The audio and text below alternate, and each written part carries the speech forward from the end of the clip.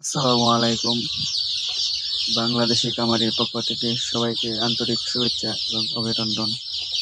আশা করি সবাই ভালো আছেন। আজকে আমার কামারে আমার নতুন বাচ্চা নিয়ে আসলাম, কাজী কোম্পানির বাচ্চা। বাচ্চার কোয়ালিটি খুব ভালো একটা কোয়ালিটি।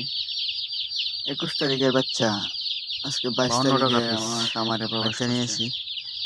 বাচ্চাও অনেক সুন্দর বাচ্চা। বাচ্চার গুণগত মানও অনেক ভালো। বিশেষ করে কাজী কোম্পানির বাচ্চা সব দিক থেকে ভালো।